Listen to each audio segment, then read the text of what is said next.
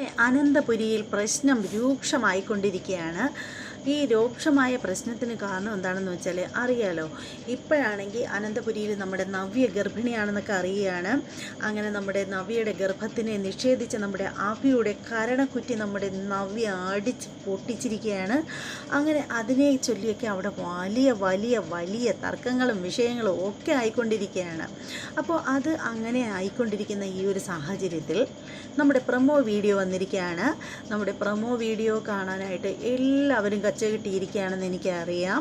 ഞാൻ പ്രൊമോ വീഡിയോയുമായിട്ട് വരാൻ കുറച്ച് ലേറ്റായിപ്പോയി. കാരണം ഞാൻ നേരത്തെ വീഡിയോകളിലൊക്കെ പറഞ്ഞിട്ടുണ്ടായിരുന്നു, ഇവിടെയൊക്കെ മഴയും മഞ്ഞും ആകെ പ്രശ്നങ്ങളാണ്, കാറ്റും എന്ന് വേണ്ട ഒന്നും പറയാതിരിക്കുക ഭേദം. ഇവിടെ മൊത്തം കുഴപ്പമാണ്. റേഞ്ചിൻ്റെ പ്രശ്നമാണെങ്കിൽ പറയാതിരിക്കാൻ പറ്റില്ല. അപ്പോൾ ഇനി അതൊക്കെ എന്തായാലും പോട്ടെ, നമുക്ക് പ്രൊമോ വീഡിയോ കാണാനിരിക്കുന്നവരെ വെറുപ്പിക്കുന്നില്ല. എന്തായാലും പ്രൊമോയിലേക്ക് പോകാം. നമ്മുടെ ജയനാണെങ്കിൽ ജയൻ പറയുകയാണ്, ഈ പ്രശ്നങ്ങളൊന്നും നവ്യയായിട്ടുണ്ടാക്കിയതല്ലെന്ന് നിങ്ങൾക്ക് മനസ്സിലായില്ലേ? എല്ലാം തുറന്ന് പറഞ്ഞില്ലേ നവ്യ? ഇനിയിപ്പം ഇതെല്ലാം നവ്യ ബ്ലാക്ക് മെയിൽ ചെയ്തതാണെന്ന് പറഞ്ഞല്ലോ. അതിനുള്ള തെളിവുകൾ ആദർശിൻ്റെ കയ്യിലുണ്ടെന്നും പറഞ്ഞിട്ടുണ്ട്. അപ്പോൾ ഇനി എന്തിനാണ് ഇതിനെയൊക്കെ ചൊല്ലി ഓരോന്നൊക്കെ പറഞ്ഞ് നിങ്ങളിങ്ങനെ തർക്കിക്കുന്നത് എന്നിങ്ങനെ ചോദിക്കുകയാണ് നമ്മുടെ ജയനാണെങ്കിൽ ആകെ ഇവരുടെ ഒന്നും രീതികളൊന്നും ഒട്ടും പിടിക്കുന്നുമില്ല. അപ്പോഴത്തേക്കുണ്ടല്ലേ നമ്മുടെ മുത്തശ്ശൻ പറയുകയാണ്, അതുകൊണ്ടാണ് ഞാൻ പറഞ്ഞത്, കുറ്റവാളികളെ നമുക്ക് നിയമത്തിന് മുന്നിൽ കൊണ്ടുവരണം. അല്ലാണ്ട് നിങ്ങൾ അങ്ങോട്ടും ഇങ്ങോട്ടും പോയി ഇടപെട്ടിട്ടൊന്നും ഒരു കാര്യവുമില്ല. നമുക്ക് വേണ്ട രീതിയിൽ ഈ തെറ്റ് ചെയ്തവരെ ഇനി മേലാൽ അവർ ഒരു പെൺകുട്ടിയോടും ഇങ്ങനെ ചെയ്യാൻ പാടില്ല. അതുകൊണ്ട് അതാണ് ചെയ്യേണ്ടത് എന്നിങ്ങനെ മുത്തശ്ശൻ പറയുകയാണ്. അല്ലാതെ അതും ഇതും ഇരുന്ന് പറഞ്ഞിട്ടൊന്നും ഒരു കഥയില്ലെന്ന് മുത്തശ്ശൻ പറയുകയാണ്.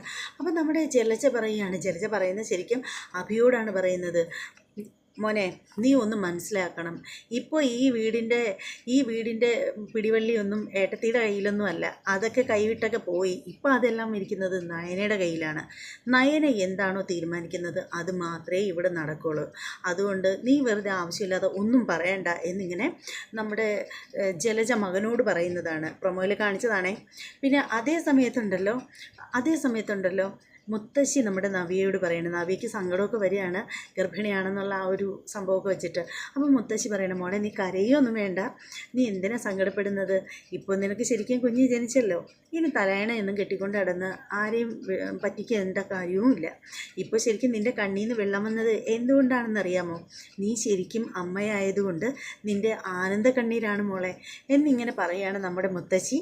അങ്ങനെ മുത്തശ്ശനും ഒക്കെ ഭയങ്കര ഹാപ്പി ആയിട്ടിരിക്കുകയാണ്. കാരണം അനന്തപുരി അർഹതയില്ലാതെ വന്നത് ശരിക്കും അഭിയും ജലജയാണ്. എന്നിരുന്നാൽ പോലും അവരുടെ ഒരു കുഞ്ഞ് അവിടെ ജനിക്കുന്നു എന്നുള്ള ആ ഒരു സംഭവത്തിൽ അവരെല്ലാവരും ഭയങ്കര സന്തോഷിച്ചിരിക്കുകയാണ്.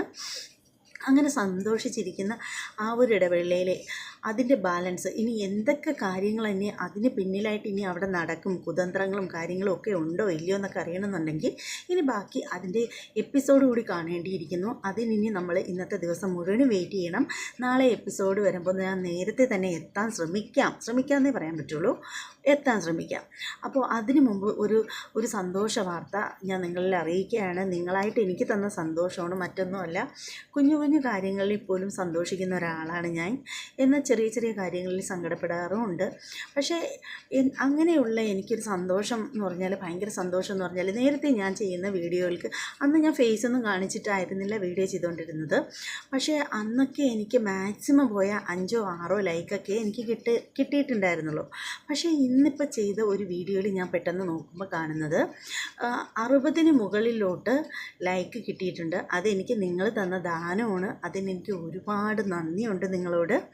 അതുപോലെ തന്നെ നിങ്ങൾ കമൻ്റ് ഇടാൻ തുടങ്ങിയിരിക്കുന്നു, അതിലും എനിക്ക് നന്ദിയുണ്ട്. കമൻ്റ് ഇട്ട എല്ലാ സുഹൃത്തുക്കളോടും ഭയങ്കര നന്ദി. അതുപോലെ തന്നെ എന്താ പറയുന്നത്, നാളെ ഇനി നല്ല അടിപൊളി റിവ്യൂകളുമായിട്ട് വരാം നിങ്ങളുടെ അടുത്തേക്ക്. അതുവരെ എല്ലാവർക്കും ബൈ, ഗുഡ് നൈറ്റ്.